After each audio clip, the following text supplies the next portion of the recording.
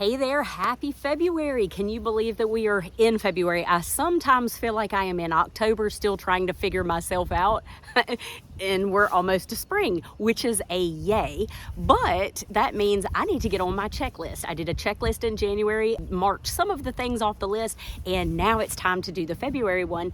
We are going to talk about all the things that we have to do in the garden, and by we, I mean me. And I'm sure you have plenty of things that you want to do in your garden. Hold you accountable, and we can dream together of all the things that we need to get done so that we can have a fun and productive spring. All right, so first on my list, as I was reflecting back over last year and thinking about this video and what I want to do on my February checklist, I decided I wanted to assign a theme to this year's garden. And so that theme is, drumroll please, a cottage garden. So what that means is when you walk in the gate and you leave all of your troubles behind. Just picture it.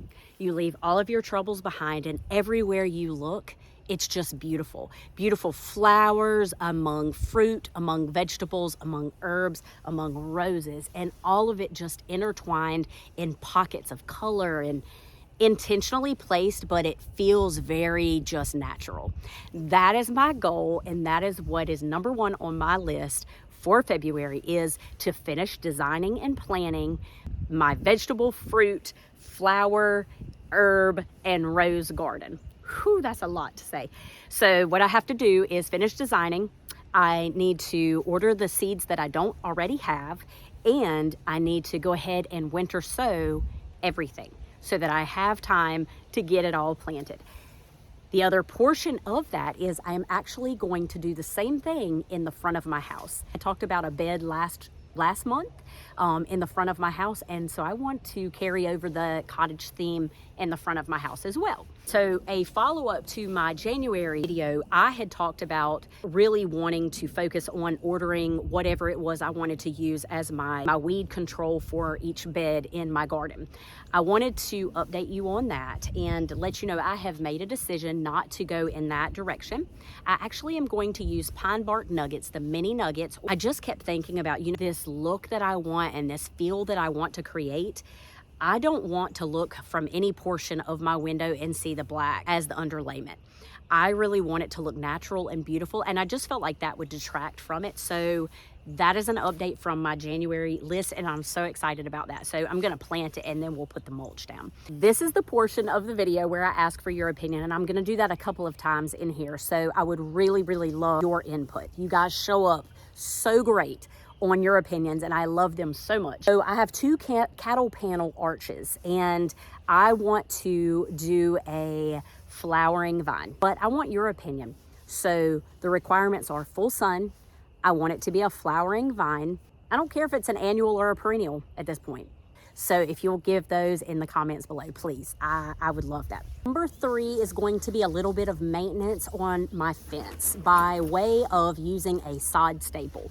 So a little backstory, we put in this 4-foot fence originally, and then we put deer netting around it just to keep anything out. And I thought we were good. I really did. I thought we were really, really good. We had just planted the garden. I had put out my winter sown stuff, and I was looking out my window and something darted across the garden. And I was like, what was that? So I came down here. There were 2 bunnies in the garden. And that was absolutely not okay. Bunnies are great. Bunnies are cute. The Easter bunny especially, because it brings me peeps, and I love peeps. Bunnies can fit through this fencing. We installed this bunny fencing, and it did great. Absolutely great. Until my daughter was out in the tomatoes. All of a sudden, this creature that looked like a guinea pig came running and ran across her foot. Well, I saw it out of the corner of my eye. Anyway, it looked like guinea pigs, little guinea pigs running around. I don't know. I still don't know what it was, but I'm guessing it was field mice. Not 100% sure. Don't really care. But I realized we have some gaps in the fence, in this area. So what I need to do is to pin down the deer netting and the bunny fencing very close together to try and eliminate anything from being able to crawl under it. Now, I do know that several animals do burrow I can't prevent that. So I'm just gonna have to be watching. This is number 3 on my list to go around and really secure the bunny fencing. This is the next area that I want your opinion. So we are on the outside of my garden fence. This is the entrance we built right here. And what I was thinking as I was doing my design is I really feel like there should be something on the outside of the fence. And so I was thinking of putting an arbor and a flowering vine on the outside. So it has dappled sunlight, maybe 4 to 5 hours of sunlight a day. So I'm interested in your opinion. Should I do the arbor? And should I do a flowering vine? What is your opinion? Probably needs to be deer resistant. I also wanted to mention, I'm not talking about doing a cattle panel arbor. I'm talking about a decorative, something really pretty from like Kinsman Garden or Garden Supply or something like that. So a quick update, this is an area that I'm redoing this spring, and I'd said in my January checklist that I was going to go visit some nurseries, which really wasn't that smart on my part because no nurseries really have out much right now. It's too cold. And here in zone 7B, we are having very, very cold temperatures. So I'm going to table that. I'll work on some different designs and stuff for back here in February, but it's probably going to be a March visit to nurseries and March design. Okay, so the next item on my February checklist is to study my trees and check out the limbs and see if there are any crossing branches like this one. You see how it's creating a sore in that, and cutting those, eliminating. Remember, when you do a branch cut, you want to make sure that your pruners are parallel to your tree trunk or your branch, and you want to make a clean cut with sharp pruners, and you want to be intentional about your cuttings. So I'm looking for any crossing branches with damage, or any branches that are in a area that a branch could hit the car, which is this one.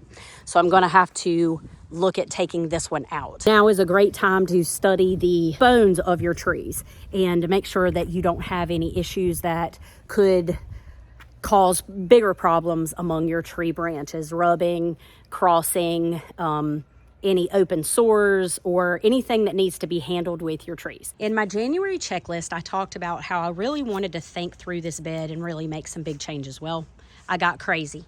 We had a beautiful 60-degree day, and I decided to take these 6-foot knockout roses that were massive, and I was getting ready to pull them out completely, and then I decided, no, I am going to really clean them out and open up the inside, and then I'm going to try and keep them small. My goal is to be able to really plant all throughout in front of my bed. I really want to carry on the cottage feel in the front, and so my decision is to winter sow all the flowers that I will grow up here, with the exception of my Supertunia Vista, whatever color I decide this year from Proven Winners. I'm going to put a few more shrubs in here. So I'm working through a design. So that is added to my February checklist. And then I wanted to show you this. This is my espalier. It is a Carolina jasmine. As you can see under here, and that's in this planter, and this one, this vine, those are both doing really well. And all of a sudden it's dying back. You can see a huge difference. The leaves are falling off of it. So if I've lost it or if it's just in shock, but either way, it's okay. They grow really, really fast. So anyway, I'll be watching that this month and just kind of seeing what happens. The biggest project that I'm going to be working on is something called rejuvenative pruning.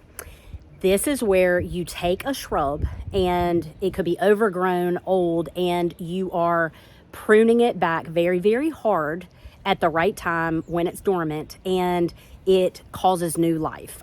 It rejuvenates the roots, and it allows the shrub new life. And so in the front of my house, I have talked many times of having the wrong plant in the wrong location. And I have some Laura Pedlum right here over my shoulder. They are massive, and I have loved them, but this is the year of no more.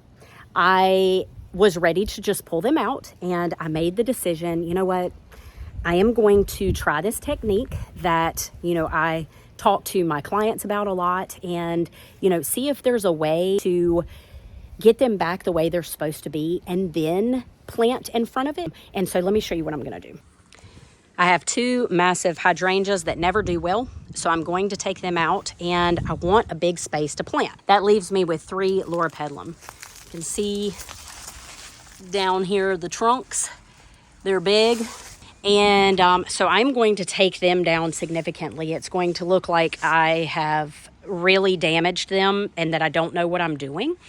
And we're going to try and get these back to where they are manageable. That is a big, big task for my February checklist, and I'm so excited about that. Something I wanted to mention that you may want to add to your checklist is fertilization and weed control of your lawn. I have a transition taking place, and so I have ryegrass down, which is not going to require any sort of fertilization, but cool season grasses, fescue, you could put out slow release. It should have been done by now, but better late than never. You know, if you have any questions about your fertilization for your lawn, feel free to ask me and I'll help you. You can put that in the comments. In January, I did a DIY project, and I shared a video with you called hypertufa.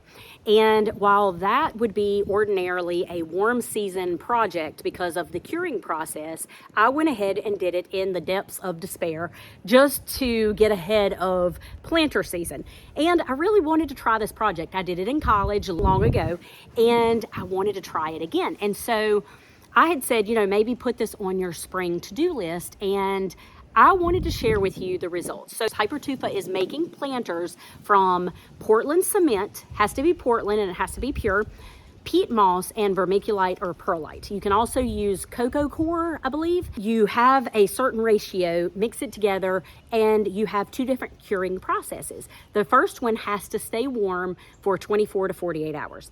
So I put mine inside. I let it cure, and then I did the reveal on my video. And I cannot tell you, this is the planter. You let it sit outside for 3 weeks and let the rainwater, you rinse it out, and you know, you let it leach out any of the minerals that are in here that would be damaging to your plants.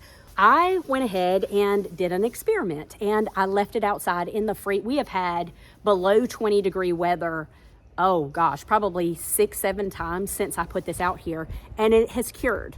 So I say that to say to you, you don't have to wait till spring to do this project. Just make sure the first curing is inside. But look at this bowl. It is now almost all the way cured. Gorgeous. I am loving this. I'm going to make a hypertufa bird bath, and this is going to be my mold. And I thought this would be a perfect shape for a bird bath. My thought was, in this location right here, I want to do, you know, a lot of flowers, but I also want to have like a bird bath. It's going to be something that I am going to be doing in February, working on some hypertufa planters. Last up are 2 things on my back porch. Number 1 was this bowl. This is an update from January. I had left it outside in the freezing temperatures, and it literally has taken me the entire month of January to get this thing not to leak. So between the use of epoxy and this Flex Seal, I think I have finally gotten it to where it's not leaking. Literally, I gave it one more time and I was just done with it. I've gone through 5 different containers of epoxy and 1 small bottle of this and an entire, well, there's like this much left. I've flipped it over. I've done the outside. I've done the inside. I've done the outside, inside, outside, inside. And then I'll fill it all the way up and then mark on the bottom where the cracks are. So you can see kind of like the road map of all of the cracks.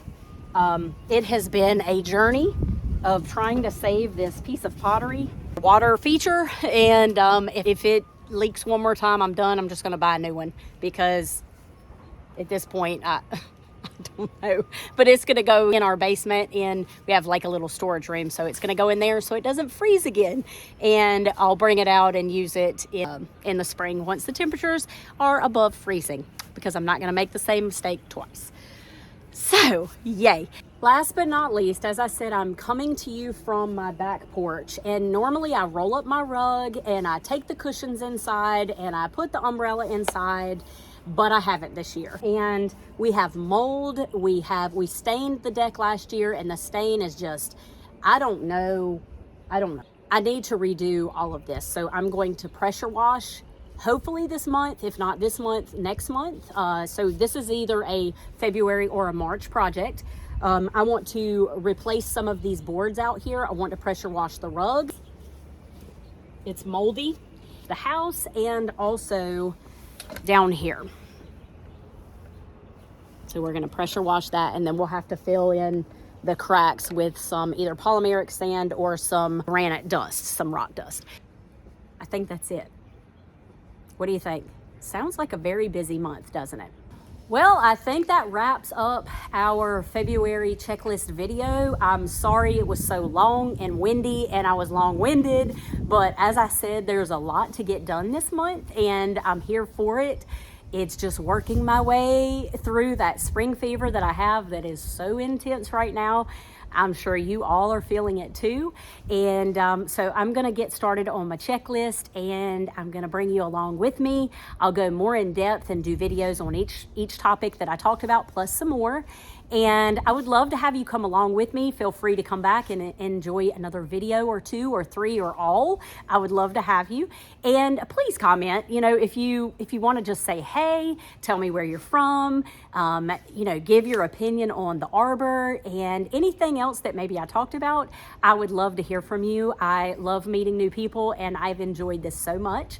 I want to thank you for watching, and hey, if you like this channel, feel free to subscribe. It lets me know that, you know, you really like what I'm doing, and it's just amazing to be able to do this. I love doing this. So anyway, I hope you have a chance to go get your hands dirty, go get that checklist done, and let's hear about it. What are you adding to your February checklist? Maybe you'll give me an idea for mine, as if it's not long enough already.